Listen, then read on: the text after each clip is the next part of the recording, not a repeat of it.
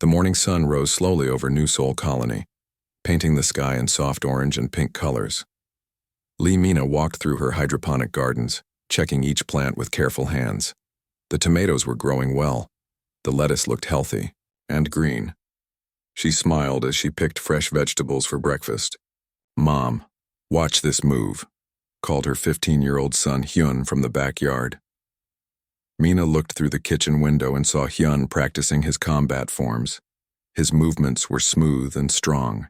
He kicked high into the air, then spun around. With perfect balance, his father would have been proud. "Very good, Hyun," Mina called back. "But remember to keep your guard up after the spinning kick." Hyun grinned and tried the move again. This time he kept his arms ready to block. Much better. Baram, their large German shepherd, sat watching Hyun practice. The dog's brown eyes followed every movement. Baram was smart and loyal.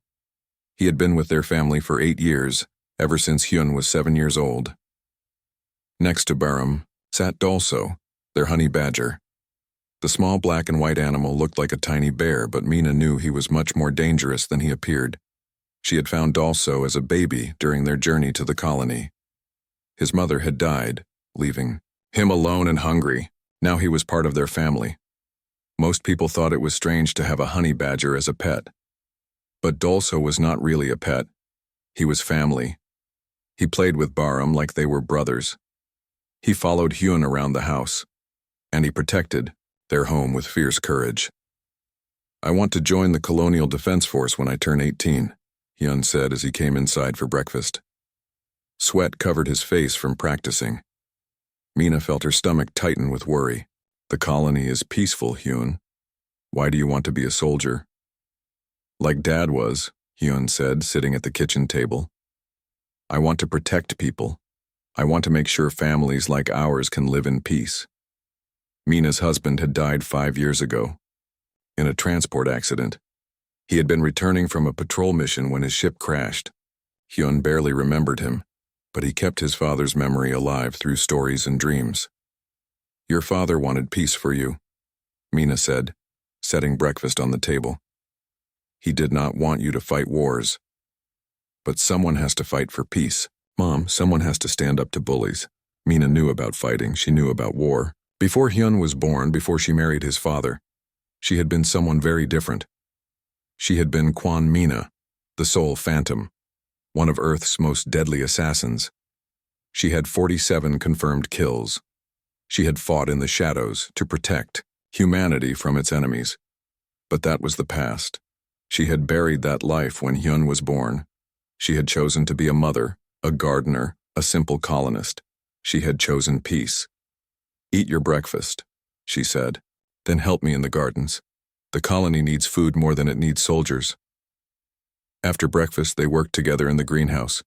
Hyun carried water buckets while Mina planted new seeds.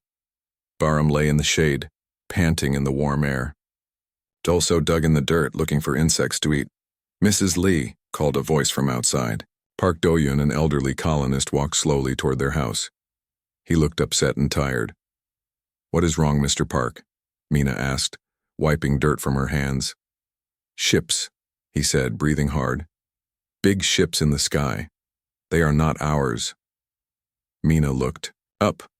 3 large black ships hung in the air above the colony. They were sleek and dangerous looking, with weapons visible on their hulls. "Coalition ships. Everyone is gathering in the town center," Mr. Park said. "The ships want to talk to us." Mina felt cold fear in her stomach. The Galactic Coalition controlled most of the galaxy. They claimed to keep peace between different species, but Mina knew better. She had fought them before in her old life. They were bullies who used their power to hurt weaker worlds. "Stay close to me," she told Hyun as they walked toward town. Baram walked beside them, his ears up and alert. Dolso rode on Hyun's shoulder, his small eyes watching the ships above. The town center was full of worried colonists. Everyone looked up at the black ships with fear. Children cried, parents held them close. A beam of light came down from the largest ship. When it faded, a group of coalition troopers stood in the center of the crowd. They wore black armor and carried energy weapons. Their leader was tall and thin, with blue skin and cold red eyes. I am Commander Vextar of the Galactic Coalition, the alien said. His voice was harsh and unfriendly. This colony is under investigation for insurgent activities. We are not insurgents, said Mayor Kim Tajin, stepping forward. We are peaceful. Farmers and miners. Humans are never peaceful, Vextar said. Your species spreads across the galaxy like a disease. You take worlds that belong to others. You fight wars everywhere you go. That is not true, Mayor Kim said. We bought this land legally. We have harmed no one. Silence, Vextar snapped. From now on, this colony is under martial law. Anyone who resists will be punished. Anyone who helps insurgents will be executed. The troopers spread out through the crowd. They pushed people around and pointed their weapons at anyone who looked afraid. One trooper knocked down an old woman. Another kicked a man who was trying to help her. When the trooper approached Mr. Park, the old man was too slow to get out of the way. The trooper raised his weapon to strike the elderly colonist. Leave him alone, Hyun said, stepping between the trooper and Mr. Park. He is just an old man. He cannot hurt anyone. Hyun, no, Mina whispered. But it was too late. Commander Vextar walked over to them. His red eyes looked at Hyun with disgust. A young human who thinks he is brave. How amusing. I am not trying to be brave, Hyun said. I am trying to be right. You should not hurt people who cannot defend themselves. And what will you do to stop me, little human? I will stand in your way, Hyun said simply. Vextar laughed. It was a cold, cruel sound. Humans think they are so noble, so righteous, but you are nothing but inferior vermin. He pulled out his sidearm and pointed it at Hyun's chest. No! Mina screamed, running toward her son. The energy blast hit Hyun before she could reach him. The bright blue light burned through his chest and threw him backward. He fell to the ground and did not move. Mina caught him as he fell. Blood covered his shirt. His breathing was shallow and weak. Around them, Baram howled like his heart was breaking. Dolso's chittering became a low, angry sound that made the troopers step back. Hyun, stay with me, Mina whispered, holding her son close. Hyun opened his eyes and looked at her. Mom, he said, his voice barely a whisper. Make them pay. Then, his eyes closed forever. Mina held her dead son and felt something cold and hard grow in her chest. She looked up at Commander Vextar, who was smiling at what he had done. The Soul Phantom had been asleep for 16 years. Now she was waking up, and she was very, very angry. 3 days had passed since the Coalition troopers murdered Hyun and left New Soul Colony. The black ships were gone, but their damage remained. Burnt houses, broken families, mass graves in the field outside town. Mina sat in the ruins of her home, staring at Hyun's practice sword. The blade was still sharp and clean. He would never hold it again. The silence felt heavy and wrong. Baram lay beside her chair, his big head resting on his paws. He had not eaten since Hyun died. Sometimes he walked to Hyun's room and whined softly, as if calling for the boy who would never come home. Dolso paced back and forth across the broken floor. The honey badger's claws clicked on the debris. His small eyes were dark and angry. He knew something terrible had happened. He knew someone needed to pay. Mrs. Lee, said a quiet voice from the doorway. Mayor Kim Tajin stepped carefully through the rubble. His face was bruised from where a trooper had hit him. His left arm hung in a makeshift sling. The Coalition declared us a pacified zone, he said. They think we will be quiet now. They think we will accept what they did. Mina did not look at him. Her eyes stayed on the sword. We need help, Kim continued. Someone with connections.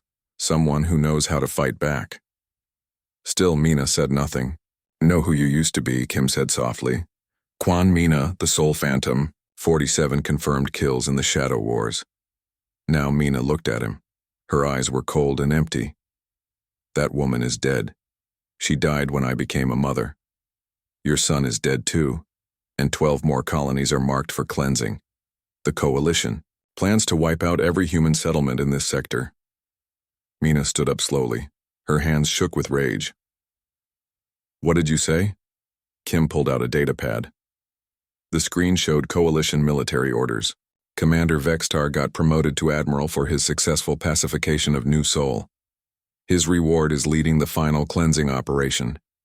12 colonies. 200,000 people.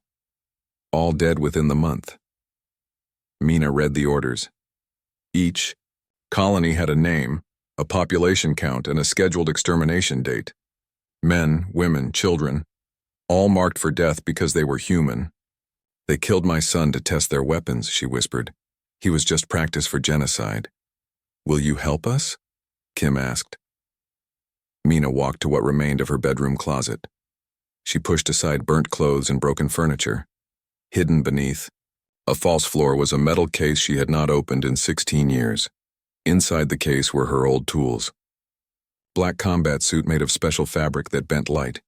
Knives that could cut through armor. Pistols that fired silent energy bolts. All the weapons of the Soul Phantom. I will not help you, Mina said, pulling on the black suit. It still fit perfectly. But I will help the dead. I will make sure they do not die for nothing. She attached her weapons to the suit. Each knife found its proper place. Each gun fit into its holster like it had never left.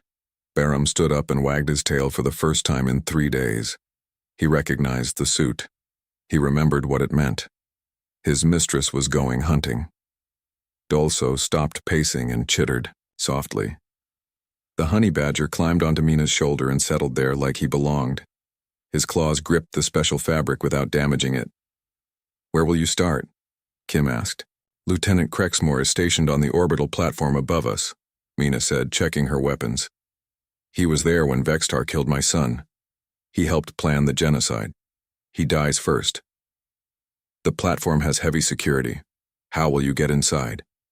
Mina smiled. It was not a happy smile. The same way the Soul Phantom always got inside. Through the places they do not expect. That night, a supply shuttle prepared to dock with the orbital platform. The pilot was nervous because coalition security had been increased. Random inspections were common. Any unusual cargo would be investigated. He did not notice the 3 shadows that slipped aboard his ship while he filed his departure paperwork. He did not hear the soft footsteps in his cargo bay. He did not smell the honey badger scent that would have warned him of danger. The shuttle docked with the platform without problems. Security guards checked the pilot's papers and scanned them. Cargo manifest. Everything looked normal. They waved the ship through. In the cargo bay, Mina waited until the guards left. Then she opened a shipping container marked as medical supplies. Inside were bandages, medicine, and 3 very dangerous passengers. Barum, Scout, she whispered. The German shepherd slipped out of the container and disappeared into the platform's corridors. His enhanced hearing could detect heartbeats through walls. His nose could track individual scents through recycled air. He was the perfect scout. Dolso systems, Mina said. The honey badger chittered once and vanished into a maintenance shaft. His small size let him access areas humans could never reach. His sharp claws could cut through cables and wires. Security systems meant nothing to him. Mina followed her own path through the platform. The black suit made her nearly invisible in the shadows. Her soft boots made no sound on the metal floors. She moved like a ghost toward Lieutenant Crexmore's quarters. The platform's lights flickered as Dolso chewed through power cables. Emergency systems activated, bathing the corridors in red light. Guards ran toward the technical problems, leaving other areas unprotected. Barum's low growl came through Mina's earpiece. He had found the target. Lieutenant Crexmore was in his private office reviewing reports about the New Sol operation. He was proud of the successful pacification. Killing humans was easy work. They died so quickly. He did not notice when the lights dimmed. He did not hear the soft footsteps outside his door. He did not see the shadow that slipped into his room. Lieutenant Crexmore, said a quiet female voice. He spun around in his chair. A human woman stood behind him, dressed in black. Her face was calm, but her eyes burned with cold fire. A large dog sat beside her. Something small and dark moved on her shoulder. You, he gasped, reaching for his weapon. Mina's knife was faster. It sliced through his wrist, making him drop the gun. Crexmore screamed and fell from his chair. "You were there when Admiral Vextar murdered my son," Mina said, kneeling beside him. "You helped plan the genocide of 12 colonies." "It was orders," Crexmore gasped, holding his bleeding wrist. "I was following orders. My son was 15 years old. He was protecting an elderly man. What orders covered murdering children?" Crexmore tried to crawl toward the emergency alarm. Barham stepped in front of him and growled. The sound was low and dangerous. "Please," Crexmore begged. "I have a family."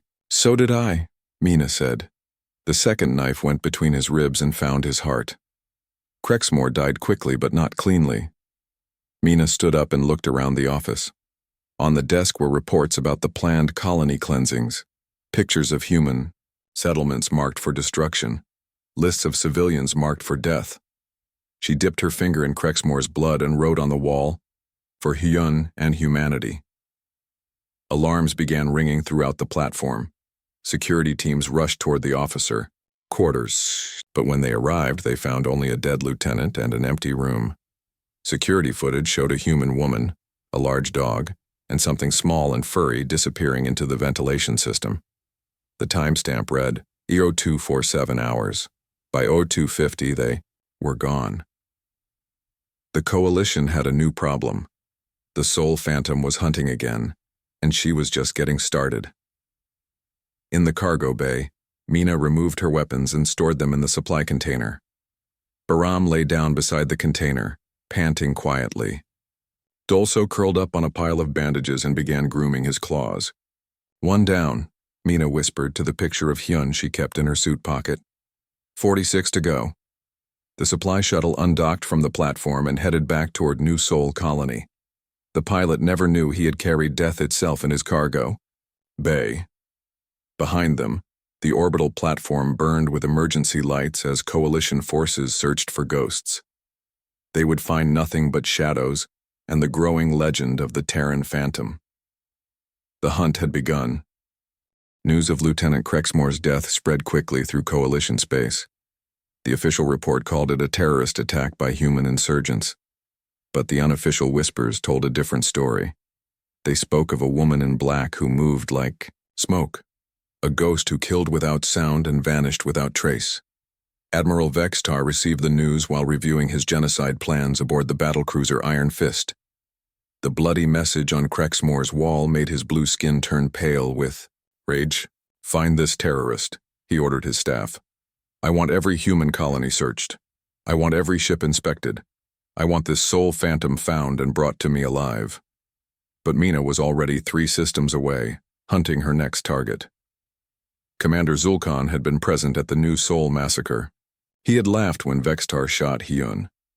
Now he commanded a coalition base on the mining world of Korak Prime, where human slaves dug precious metals from deep tunnels.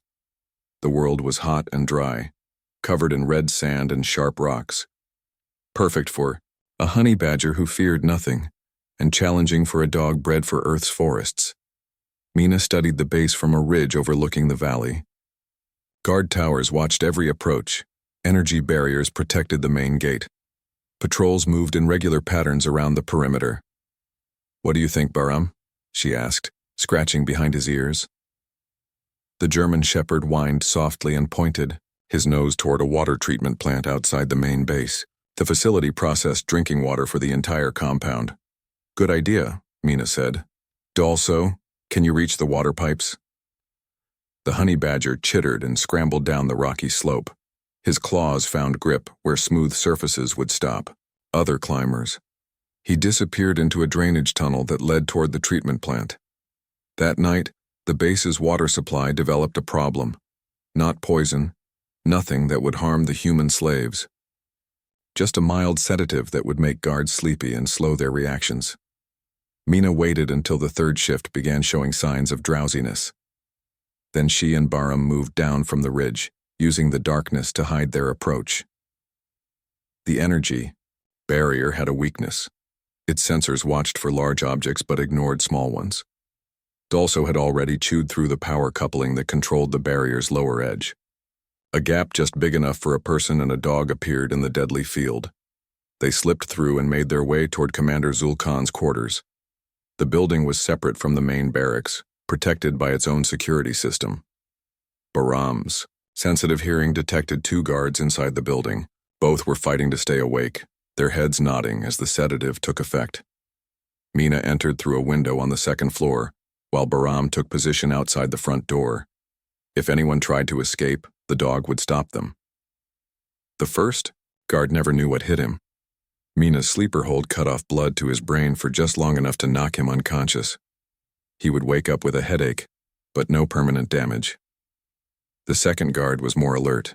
He saw her coming and reached for his weapon. Dulso dropped from the ceiling onto the guard's head, chittering angrily and scratching at his face. The distraction lasted long enough for Mina to disable him. Commander Zulkan was in his private office, drinking expensive liquor and reading reports about slave mining quotas.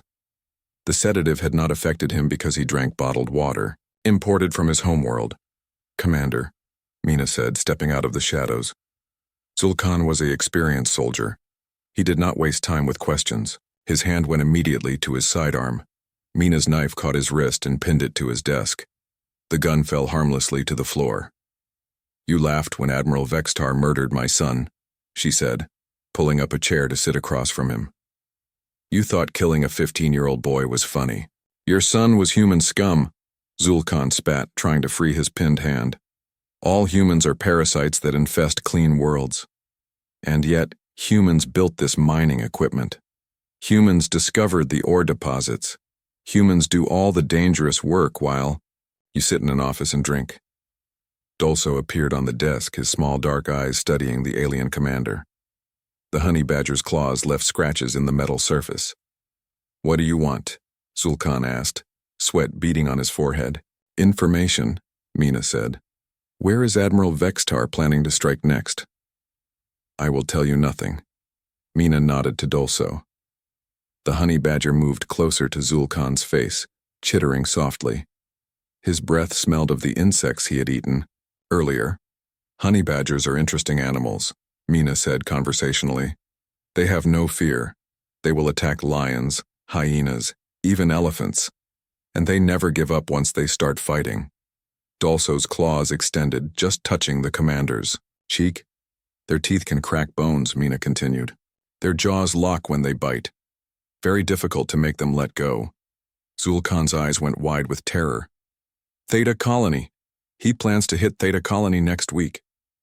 Mina made a note in her datapad. "How many ships?" 3 battlecruisers. Full. Invasion force. Thank you for your cooperation." Mina's second knife was already moving as she spoke. Zulkan died with surprise on his face and Dulso's chittering in his ears. On the wall behind his desk, she wrote another message. "Justice for the innocent." The escape was easier than the infiltration. Sleepy guards moved slowly and missed obvious signs. By the time they found their commander's body, Mina and her companions were already off-world, but word of the Korak Prime incident reached Admiral Vextar within hours. Combined with the Lieutenant Krexmore assassination, a pattern was emerging. "She is targeting officers who were present at New Sol," Vextar told his intelligence staff. "Put extra security on everyone who was there." "Sir, that would be 47 officers across 12 systems." "Then put extra security on 47 officers," Vextar snapped, "and find me this phantom. I want her brought to me in chains." But Mina was already moving to her next target. Captain Mordak commanded a prison ship that transported human slaves between colonies. He had personally supervised the loading of New Sol survivors into cargo holds like livestock. The prison ship traveled between worlds on a regular schedule. Its route was predictable.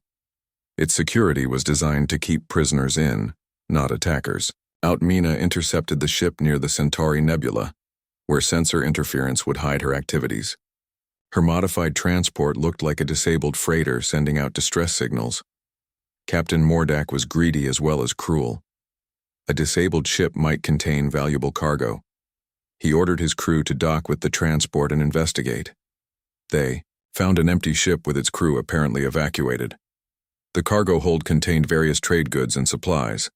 Nothing unusual, nothing dangerous. They did not find the 3 passengers hiding in the modified life support system, breathing, recycled air and waiting for the perfect moment to strike. That moment came during the night shift when most of the crew was sleeping. Mina emerged from hiding and began working her way through the prison ship systematically. The guards were brutal men who enjoyed hurting helpless prisoners. Mina felt no guilt about putting them to sleep permanently. Barham's keen senses guided them through the ship's corridors while Dalso disabled security cameras and communication systems. They reached the bridge just as Captain Mordak was reviewing his prisoner manifest. 200 humans packed into cargo holds designed for 50. Minimal food and water, no medical care. Many would die during transport. Captain Mordak, Mina said, stepping onto the bridge. The captain spun around, his 4 arms reaching for multiple weapons. He was fast for his species, but not fast enough. Mina's first knife took out his primary weapon hand.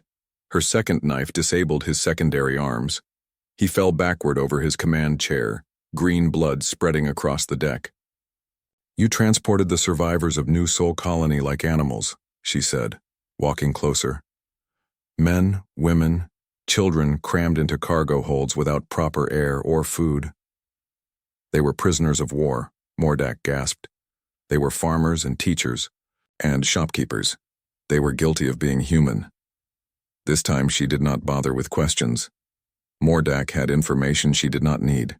His death was purely for justice. Before leaving the ship, Mina released all the human prisoners and gave them control of the vessel.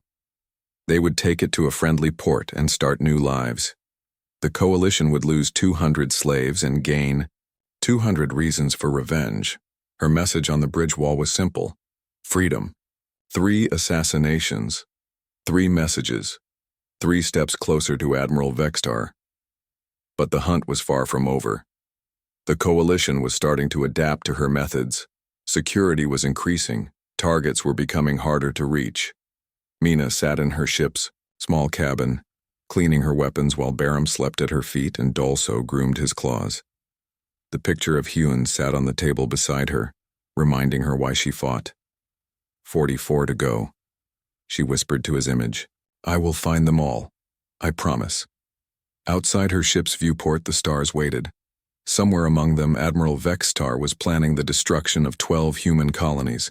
Somewhere out there, 200,000 people were marked for death. The Soul Phantom would find them first. She would find them all. The hunt continued. The asteroid mining station called Haven drifted in deep space, far from any Coalition patrol routes. Officially, it did not exist. Unofficially, it was home to smugglers, pirates, rebels, and anyone else who needed to disappear from civilized space.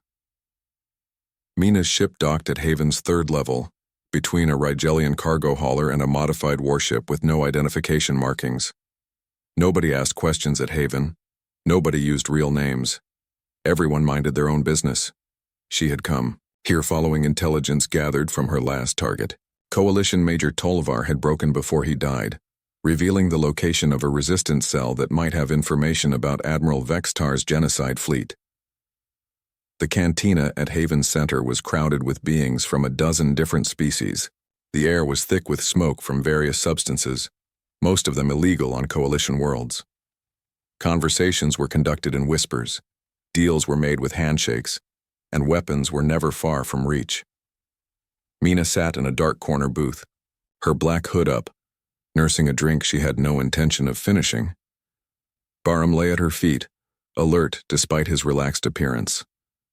Dalso was hidden inside her jacket, his small eyes watching everything through a gap in the fabric. "You are the Soul Phantom," said a voice from the shadows. A woman stepped into the dim light cast by the table's glowing centerpiece. She was tall and lean, with purple skin and silver eyes that marked her as Vicarian. Her clothes were practical, rather than fashionable, and she moved like someone comfortable with violence. "I do not know that name," Mina replied carefully. "My name is Captain Yul Andra. I represent certain parties who have been following your recent activities with great interest." "Sit," Mina said, gesturing to the empty side of the booth. Yul Andra slid into the seat across from her. 3 Coalition officers dead in 3 weeks, each one present at the New Soul massacre. each one involved in crimes against human colonies. Coincidence? Perhaps. But the methods were very professional, very precise, and very angry. A second figure approached their table. This one was human, a stocky man with gray hair and scars on his hands. He wore the kind of jacket favored by freight pilots, but his eyes held the alertness of a soldier. "Oh, Xungjae," the man said, offering his hand. "Former Colonial Defense Force. Currently freelance cargo specialist." Mina shook his hand but said, "Nothing. We know who you are." Xungjae continued, sitting down beside Yulandra. "We know what you lost at New Seoul, and we know you want Admiral Vextar dead. What I want is my own business." "Not when it affects 200,000 people," Yulandra said. "Vextar's genocide fleet is preparing to launch. We have been fighting the coalition for years, but we lack the skills to reach high-value targets." Seungjae leaned forward. "My family died at Titan Colony 5 years ago. Vextar was there too, learning his trade in mass murder. I have been waiting for a chance at revenge ever since." "And I," Yulandra said, "come from a world the coalition conquered 20 years ago. My people are slaves in their own cities. I fight for them, and for every other species the coalition has crushed." Mina studied their faces.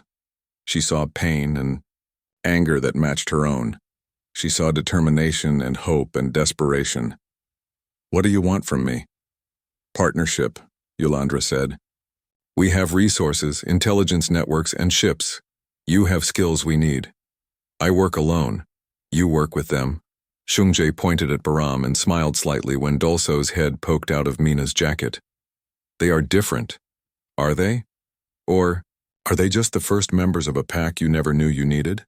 Yulandra activated a holographic projector. Images appeared above the table showing 3 different worlds. "These are coalition labor camps. Thousands of human prisoners work in mines and factories, producing weapons for the genocide fleet."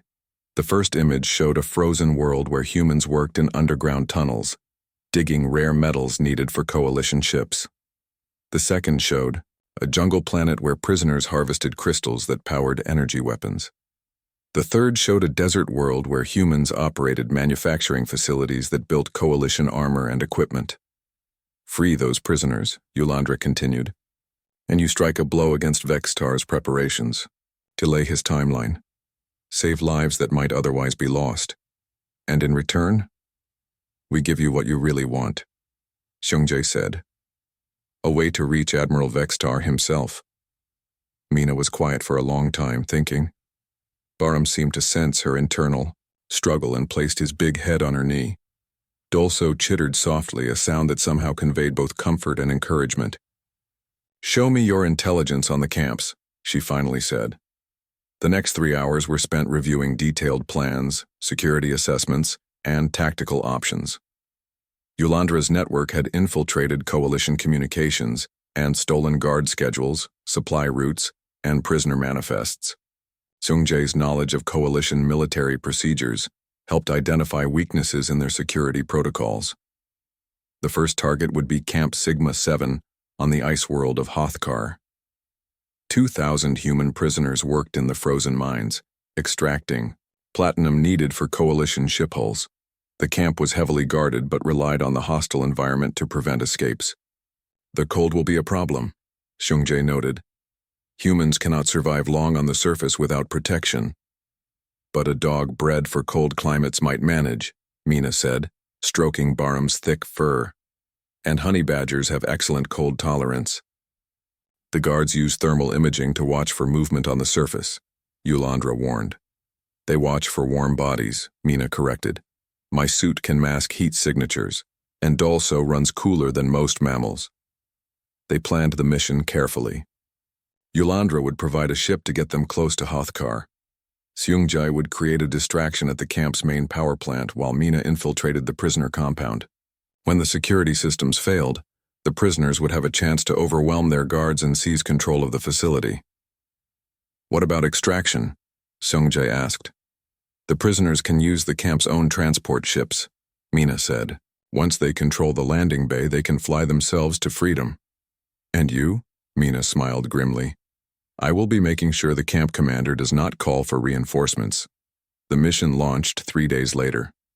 Yolandra's ship, a modified IA freighter called Silent Storm, dropped them on Hothkar's surface under cover of a magnetic storm that disrupted Coalition sensors.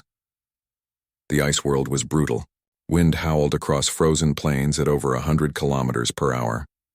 The temperature was 40 degrees below freezing. Visibility was near zero in the swirling snow. Perfect conditions for the Soul Phantom. Mina and her companions moved across the ice like ghosts. Her suit's heating elements kept her warm, while its camouflage systems made her invisible to thermal imaging. Barham's thick coat protected him from the cold, while his enhanced senses guided them through the blizzard. Dolso rode inside Mina's, jacket warm and comfortable, occasionally poking his head out to check their surroundings. Camp Sigma 7 appeared through the storm like a collection of ugly metal boxes scattered across the ice. Guard towers rose from the compound's corners, their searchlights sweeping back and forth across the perimeter. Energy barriers hummed between the towers, creating a deadly cage around the prisoner barracks. Sungjai's distraction began exactly on schedule. The power plant exploded in a ball of flame that lit up the storm. Emergency alarms wailed across the compound as guards rushed toward the burning building. Mina moved during the chaos. The energy barriers flickered and died as power. Systems failed throughout the camp. Guard towers went dark. Security cameras stopped recording. In the confusion, nobody noticed the small hole that Dolso chewed through the compound's outer fence. She slipped through the gap and made her way toward the prisoner barracks. Barham followed close behind, his white fur making him nearly invisible, in the snow.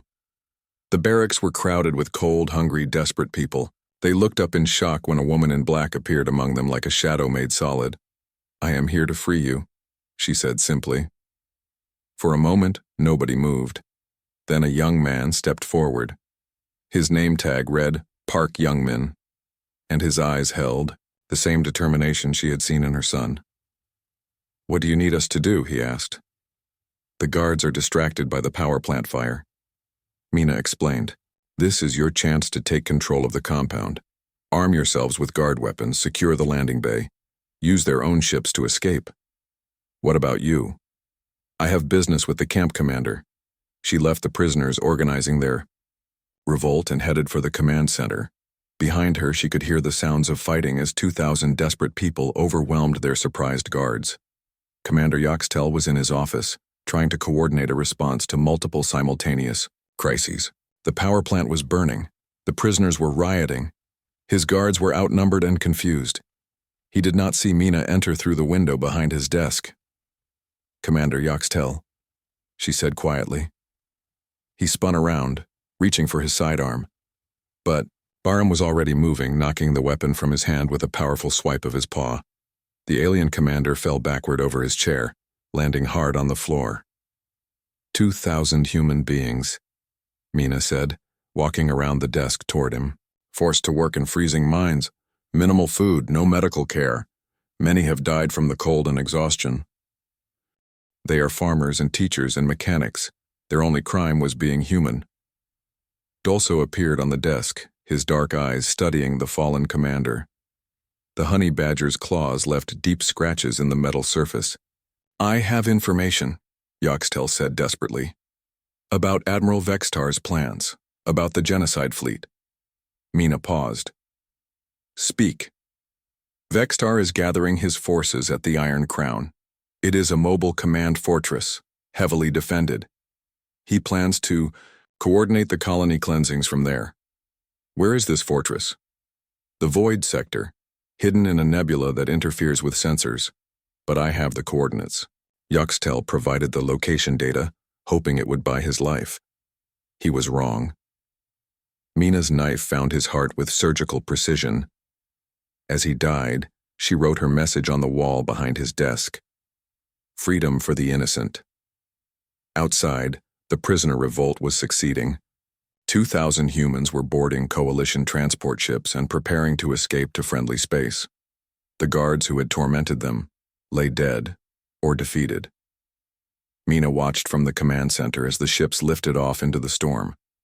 Each one carried dozens of people who would otherwise have died in the frozen mines. It was a small victory, but an important one. 2 camps to go, she said to Barum and Dolso. Then we find the Iron Crown. The hunt was entering its final phase. Soon she would face Admiral Vexitar himself. Soon, Hyun would be avenged. The mobile fortress called Iron Crown was the most powerful ship in the Coalition fleet. 5 kilometers, long and bristling with weapons, it could destroy entire planets or command fleets across multiple star systems. Admiral Vexitar had made it his personal headquarters for the final human cleansing. The fortress hid deep inside the Void Nebula, where swirling gases and electromagnetic storms made detection nearly impossible. Its shields could withstand attacks from battleship squadrons. Its defenses could stop armies. But Mina was not an army. She was one woman with a very specific goal. Getting inside the Iron Crown required a desperate plan. Yulandra's intelligence network had discovered that Vexitar wanted to capture the Soul Phantom alive. He had become obsessed with the mysterious assassin who had killed so many of his officers. He wants to make an example of you, Seungjae explained as they prepared for the final mission. Public execution. Show the galaxy what happens to humans who resist.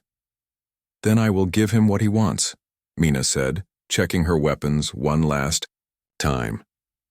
The plan was dangerous and complex.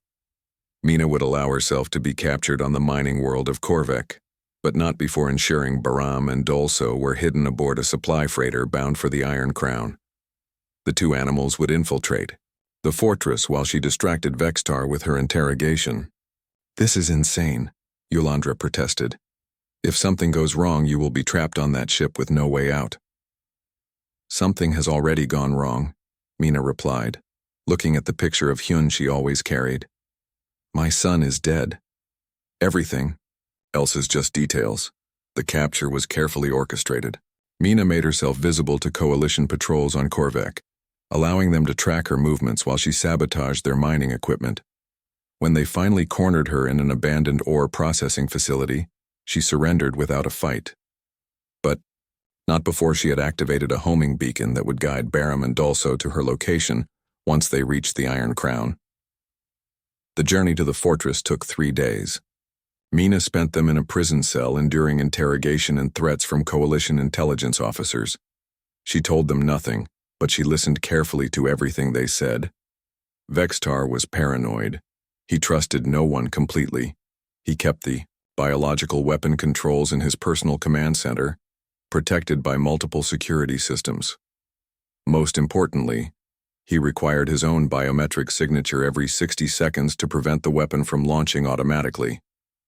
This last detail was crucial. It meant she could not simply kill him and stop the genocide. She would need to disable the weapon while keeping him alive long enough to prevent automatic launch. The Iron Crown was even more massive than the intelligence reports had suggested. Docking bays could hold entire fleets. Corridors stretched for kilometers through the ship's interior. Thousands of crew members worked in different sections, most never seeing the whole vessel. Mina was brought aboard in restraints, escorted by 6 guards through the fortress's main corridors. She memorized every turn, every door, every security checkpoint. Her enhanced memory cataloged guard positions, weapon placements, and emergency systems. Meanwhile, in the cargo bay 3 levels below, a supply freighter completed its delivery of medical supplies. The crew unloaded containers of bandages, medicine, and equipment needed for the fortress's medical bay. They did not notice when 2 containers remained unopened after they left. Inside one container, Barum waited patiently. His enhanced hearing tracked footsteps and voices through the ship's metal walls. His nose detected the scents of thousands of different beings living in close quarters. In the second container, Dolso explored his surroundings with typical honey badger curiosity. His sharp claws had already carved small holes in the container walls, allowing him to see and smell what lay beyond. When the cargo bay finally emptied of crew members, he began working on the container's locking mechanism. Mina's cell was in the fortress's high-security detention level. The walls were made of reinforced metal that could withstand plasma cutters.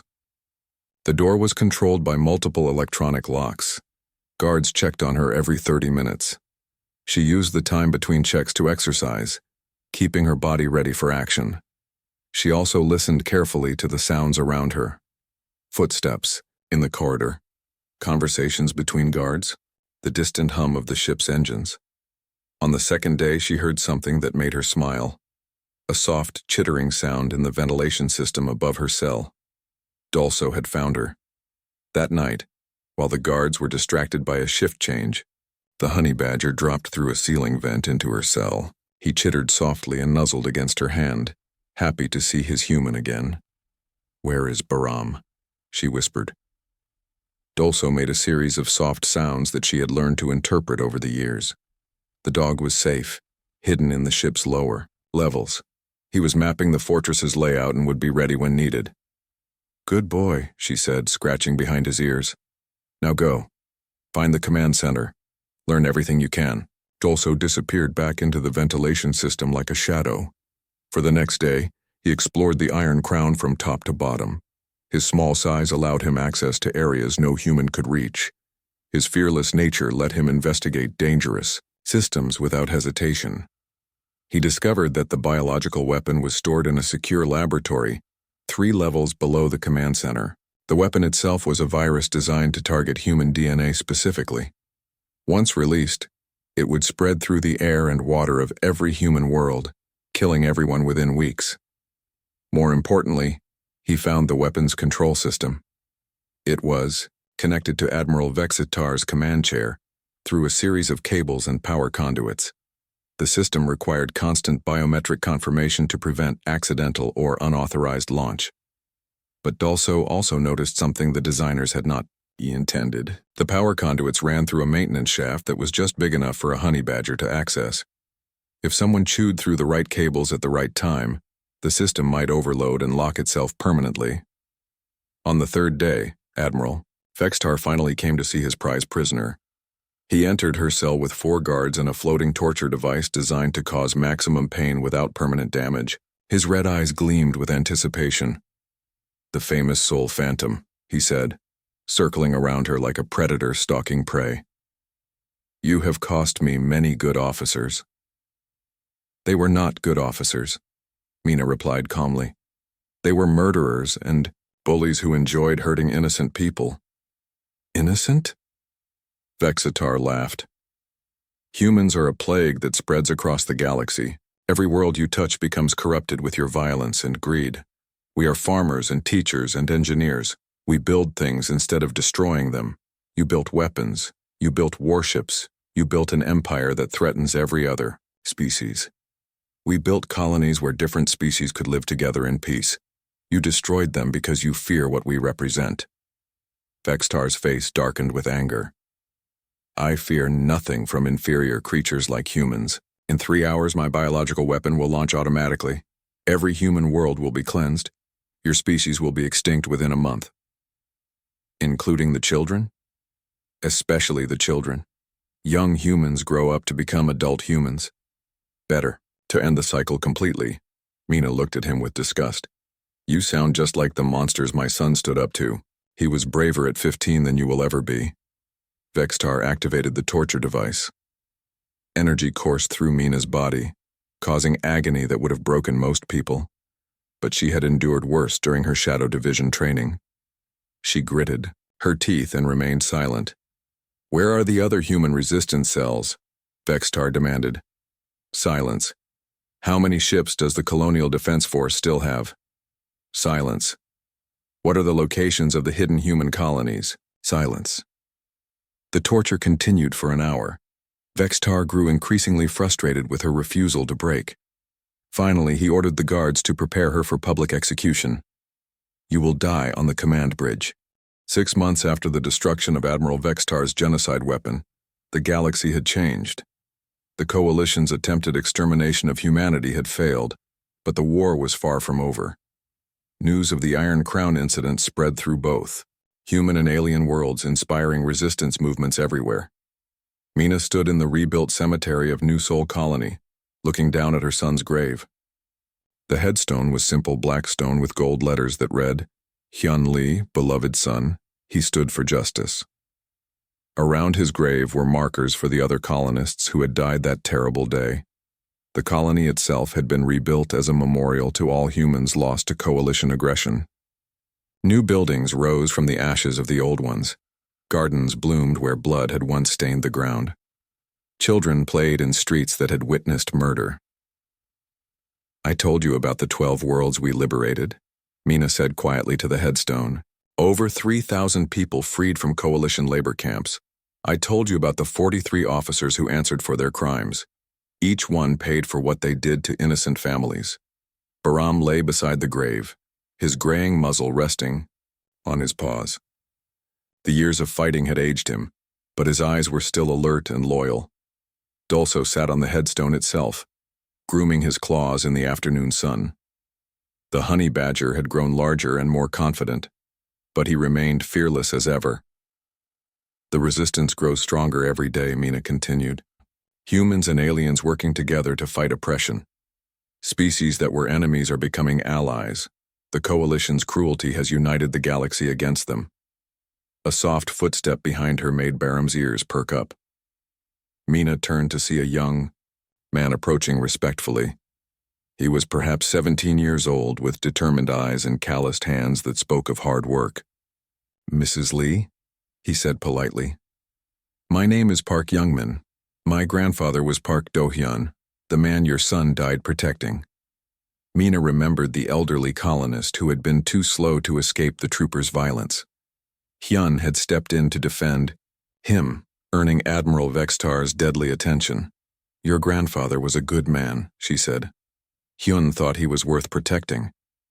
That is why I want to join the resistance," Youngman said, his voice firm with conviction. "I want to fight for people who cannot fight for themselves."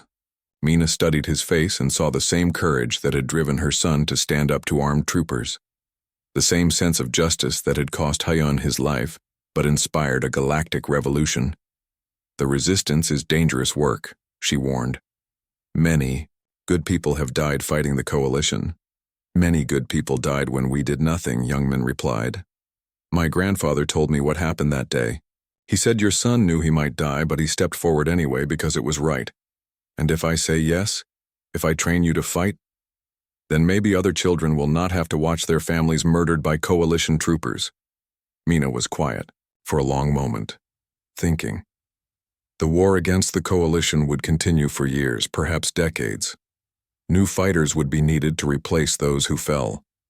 The cycle of resistance and oppression would repeat until one side finally achieved total victory. But she also saw hope in the young man's eyes, hope that justice could triumph over cruelty, hope that courage could overcome fear, hope that her son's sacrifice had not been meaningless. "Training begins tomorrow at dawn," she said finally. "Bring work clothes and a willingness to learn. I will teach you everything I know about fighting oppression." Youngman smiled and bowed respectfully. "Thank you, Mrs. Lee. I will not disappoint you." As he walked away, Mina returned her attention to Hyun's grave. The sun was setting over New Sol Colony, painting the sky in the same orange and pink colors that had marked that last normal morning so long ago. "He reminds me of you," she said to the headstone. "Ready to fight for what is right, no matter the cost."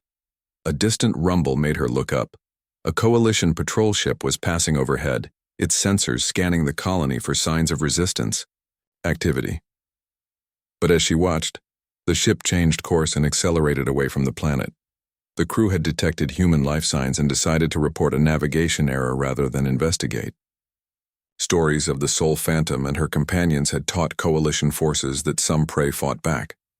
And when humans fought back, the hunters often became the hunted. "The legend lives on," Mina said softly. "Every coalition officer who changes course. Every trooper who thinks twice before hurting civilians. Every alien species that stands up to oppression. Your spirit is in all of them." She stood up slowly, her hand touching the headstone one last time. Baram rose beside her, ready to follow wherever she led. Dolso jumped from the grave marker to her shoulder, chittering softly in contentment.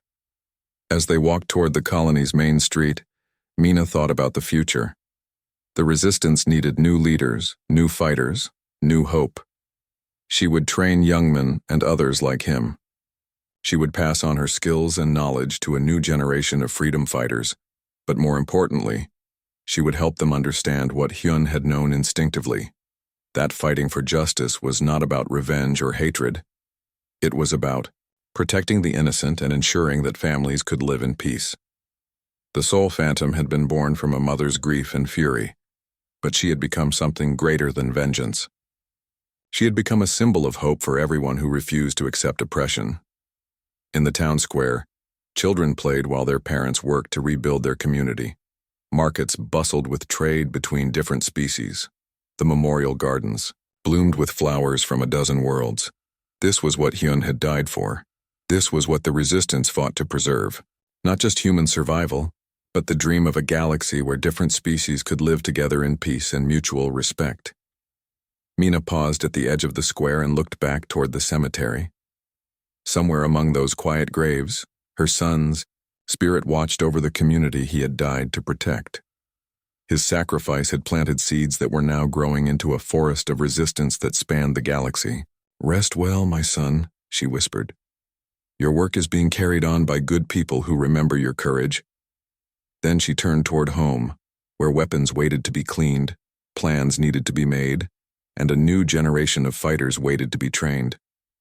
The war against oppression would continue, but it would be fought by people who understood the difference between justice and revenge. The Soul Phantom's hunt was over, but her legacy would endure for as long as brave souls were willing to stand against tyranny and protect the innocent. Baram padded beside her through the familiar streets of New Soul Colony. Dulso rode on her shoulder, occasionally chittering observations about interesting scents and sounds. Together, they walked into a future that her son's sacrifice had helped create. Behind them, the last light of day faded from Hyun's grave. But in the town beyond, lights were coming on in windows where families gathered for dinner, children did homework, and parents planned for tomorrow. The circle of protection continued. The legacy of courage lived on. And somewhere in the vast Galaxy Coalition forces learned that humanity would never again be easy prey. The hunt was complete. The legend was eternal. Justice had been served.